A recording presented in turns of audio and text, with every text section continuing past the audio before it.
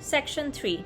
The period of maturation of politics, economy, and ideology, 1789 to 1918. The religious and philosophical conflicts in the previous period coalesced into the Cain type and Abel type views of life. At the outset of this new period, the period of maturation of politics, economy, and ideology, the two views of life matured, taking their separate paths.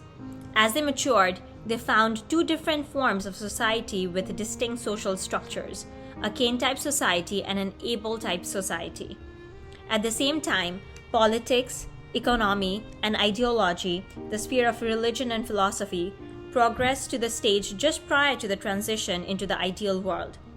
This period lasted from the French Revolution through the Industrial Revolution to the end of the First World War. 3.1. Democracy. The earlier discussion of democracy in the context of the progress of history was limited to the social changes which led to its emergence.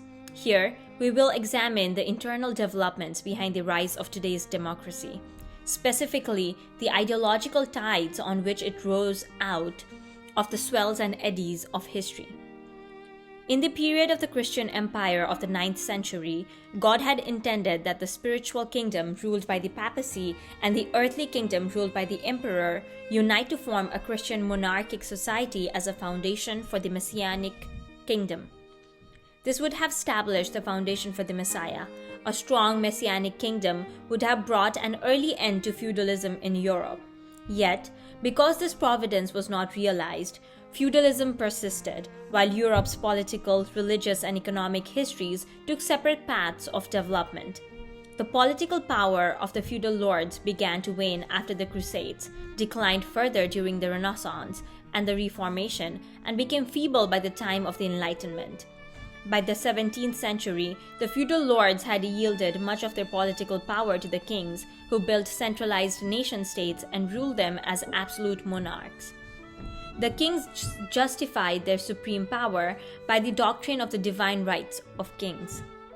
The social causes of the rise of absolute monarchy included, first, the rise of new citizen classes, which allied themselves with the kings to fight the feudal lords. Second, in the economic sphere, there arose a need for powerful states with mercantilist economic policies which could protect and control trade to further their national economic interests. The powerful foundation of a nation-state was needed to overcome feudalism and dominate an economy based on trade. The rise of absolute monarchy is also connected with the progress of providential history, which requires that feudalistic society consolidate into monarchy. However, after God's providence to establish his kingdom in the Carolingian period failed because the popes and emperors at that time did not unite, the ensuing feudal society under papal rule became corrupt. Developing according to the course which Satan had preempted, it gave birth to monarchic societies on Satan's side. Let us examine the ideological trends behind the demise of absolute monarchy with reference to the providence of restoration, which was headed toward the rise of the communist world based on the Cain-type view of life and the democratic world based on the Abel-type view of life. Since medieval feudal society ran counter to both Hebraism and Hellenism, these two ideologies worked in tandem to tear it down as established societies built upon the Cain-type and Abel-type views of life. Similarly, the absolute monarchies which followed the Protestant Reformation deprived people of freedom of faith, which was a value propounded by democratic Christianity. Absolute monarchy, thus, ran counter to the goal of the Abel-type view of life. Moreover, the vestiges of feudalism in that society constrained the progress of the citizen class as advocated by leading atheists and materialists, thereby countering the goal of the Cain-type view of life. Therefore, these two views of life worked in tandem to tear down absolute monarchy. They established Cain-type and Abel-type democracies, which would eventually mature into the communist world and the democratic world. 3.1.1 Cain-type democracy. Cain-type democracy arose out of the French Revolution. France at the time of the French Revolution was in the grip of the Enlightenment. The thought of the Enlightenment was rooted in the Kant-type view of life and was deviating into atheism and materialism. Swayed by the Enlightenment, French citizens were awakened to the flaws of absolute monarchy. There was also a widespread desire to tear down the remnants of the feudal system, which was still entrenched in the society. The French Revolution was ignited in 1789 by popular calls for democracy from a citizenry schooled in the Enlightenment. They sought to overthrow the power of the ruling class, eradicate the remnants of feudalism, and establish freedom and equality for ordinary citizens, the Third Estate. The French Revolution established democracy with the proclamation of the Declaration of the Rights of Man. Nonetheless, the democracy born after the French Revolution was a Kant-type democracy. Although it destroyed absolutism, it sought to firmly secure the Kant-type view of life. The leading thinkers behind the French Revolution were Enlightenment figures such as Denis Diderot (1713 to 1784) and Jean Le Rond d'Alembert (1717 to 1783), who adhered to atheism or materialism. Furthermore, despite its ideals of individual freedom and equality, the actual course of French democracy in the years of the Revolution and afterward tended toward totalitarianism. In this way, those espousing the Kant-type view of life championed the Enlightenment and gave rise to the French Revolution, thus establishing Kant-type democracy. It completely blocked the inclination of the human spirit to seek for God. As it continued to develop with its sole focus on the external aspects of life, it would later be systemized into Marxism in Germany and Leninism in Russia, eventually forming the communist world. 3.1.2 Able-type democracy. From their origins, the democracies which emerged in England and the United States were different from the democracy born out of the French Revolution. The latter was a Kant-type democracy, founded by atheists and materialists who were raised in the Kant-type view of life, as they attempted to dismantle absolutism and feudalism. The English and American democracies, on the other hand, were founded by sincere Christians, the fruits of the able-type view of life, and were born out of their victorious fight with absolutism to win religious freedom. Hence, these are able-type democracies. Let us examine how able-type democracy was established in England and the United States. In England, James I, R. 1603 to 1625, strengthened absolute monarchy and the state church while persecuting Puritans and other dissenting Christians, many of whom fled to other European nations or to the American continent in search of religious freedom.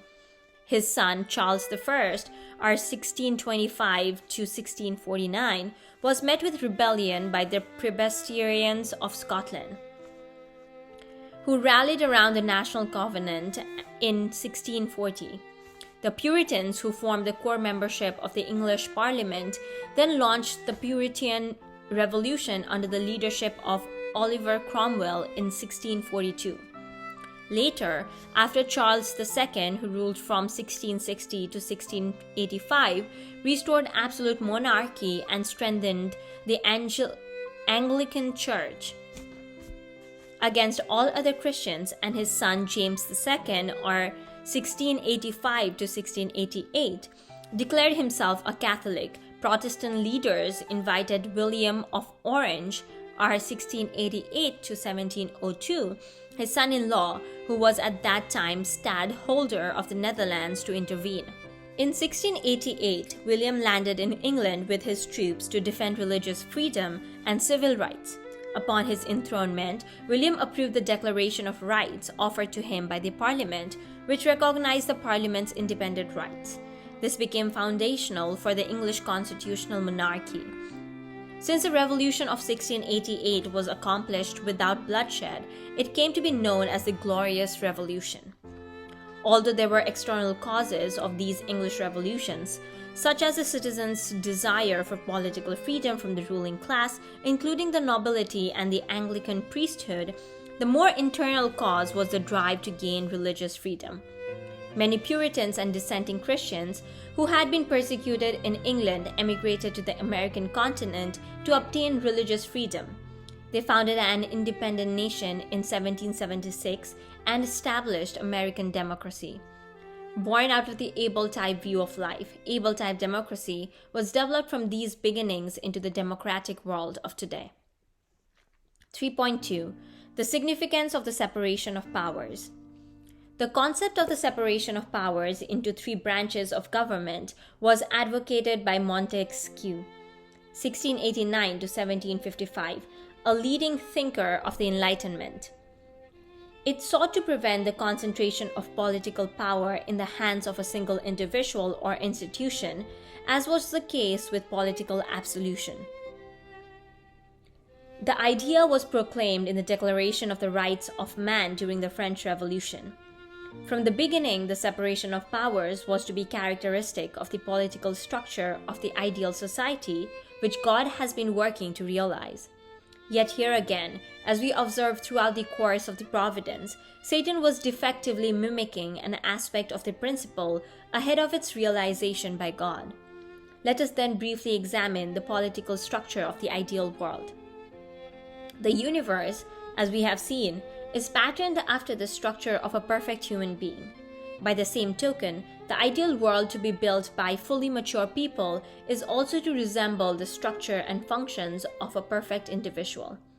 By analogy, with the human body, whose organs function in accordance with the subtle commands of the brain, all the institutions of the ideal global society are to abide by the desires of God.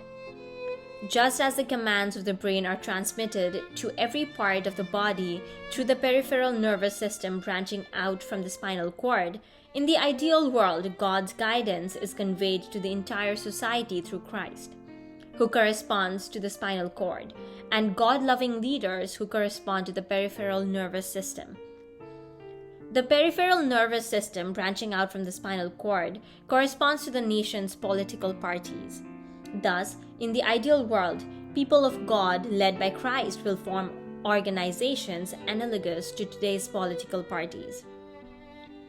In the human body, the lungs, heart, and stomach maintain harmonious interaction in accord with the directions of the brain transmitted through the spinal cord and the peripheral nervous system. By analogy, the three branches of government in the ideal world, the legislative, judicial, and executive branches, will interact in harmonious and principled relationships when they follow God's guidance as conveyed through Christ and people of God.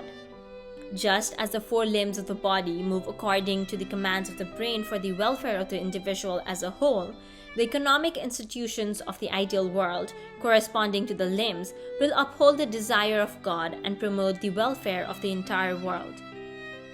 Just as the liver stores nourishment for the entire body, in the ideal world, there will always be a certain reserve to be tapped as needed for the public good.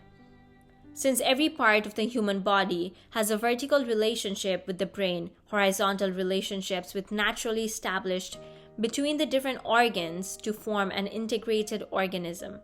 Likewise, in the ideal world, because people's horizontal relationships with each other are rooted in their vertical relationship with God, they will form one integrated and interdependent society in which they share all their joys and sorrows.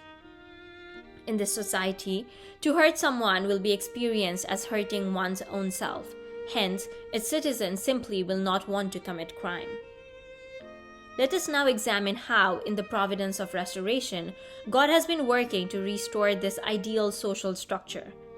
In the course of Western history, there was a time when the functions of the three branches of government and the political parties were concentrated in one individual, the king. This was modified from time to time when the king dominated the government, while the church, under the leadership of the papacy, played a role similar to that of a political party. The political system underwent a fundamental change at the time of the French and American revolutions, when the government was divided into the three branches, legislative, judicial, and executive, and political parties took on distinct roles. With the establishment of constitutional democracy, the framework for the ideal political system was set up.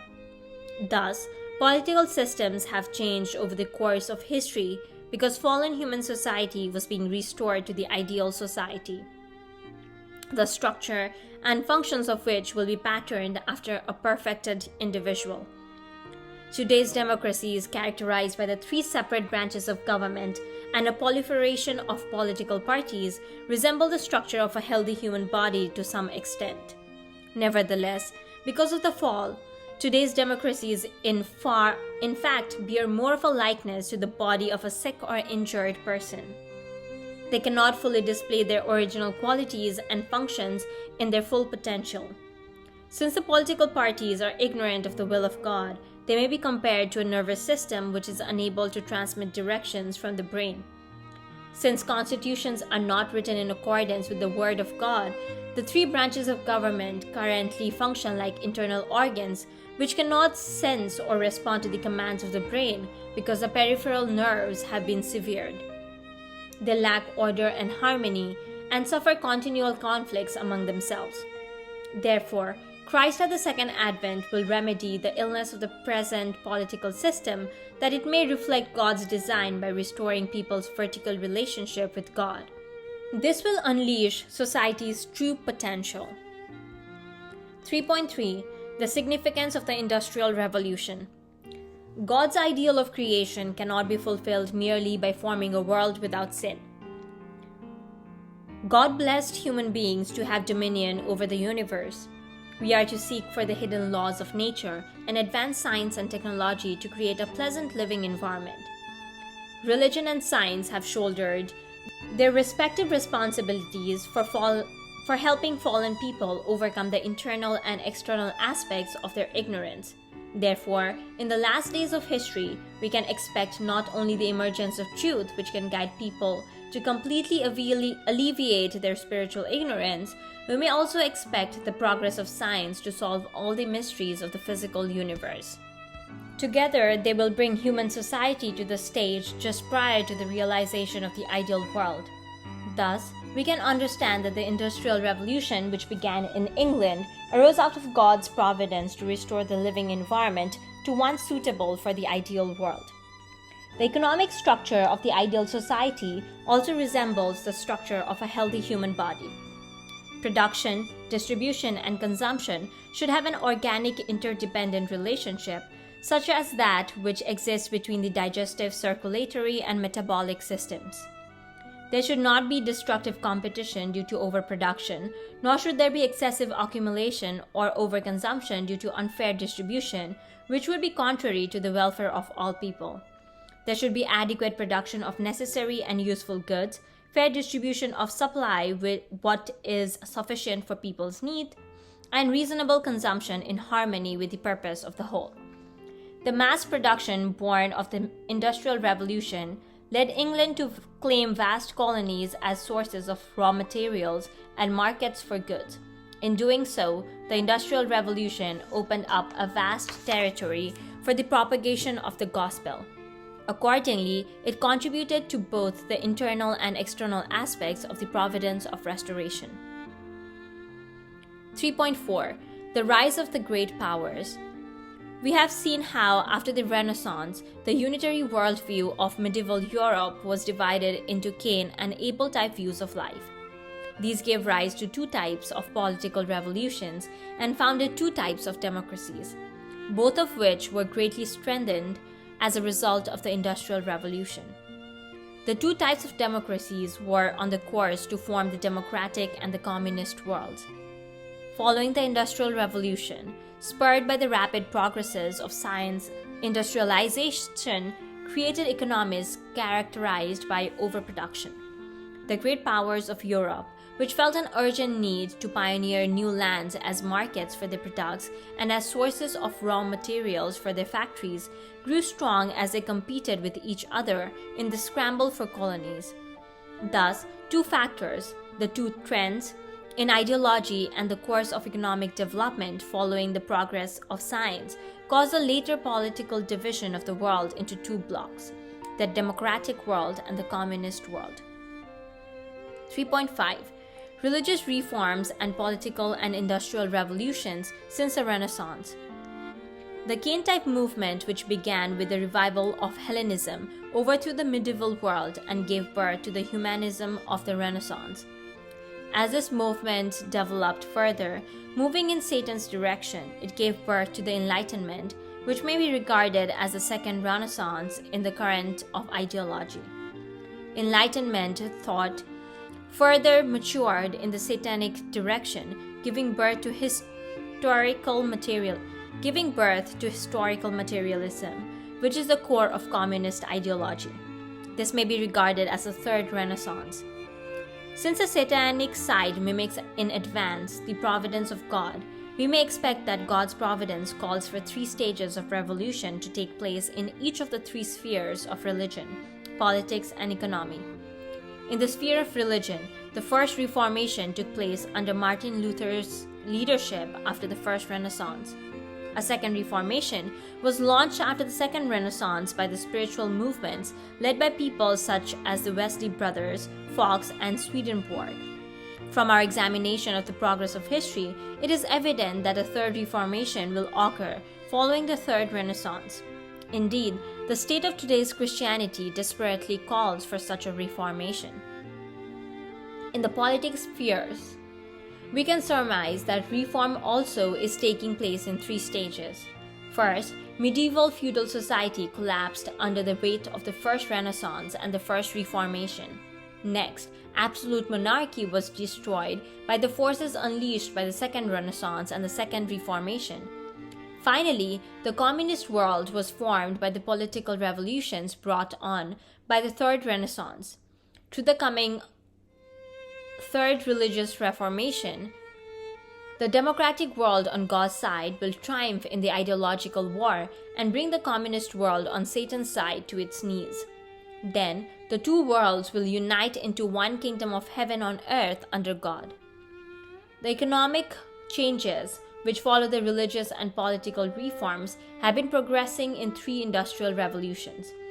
The first industrial revolution originated in England and was based on the steam engine. A century later, the second industrial revolution took place in many advanced nations based on electricity and the gasoline engine. The third industrial revolution will flower by safely tapping the power of the atom. It will construct a pleasant living environment for the ideal world. In the centuries of preparation prior to the second advent of the Messiah, the 3 stages of revolution in the 3 spheres of religion, politics, and industry, which follow the 3 Renaissances, have been a necessary course for the construction of the ideal world, as required by the principle of development through 3 stages.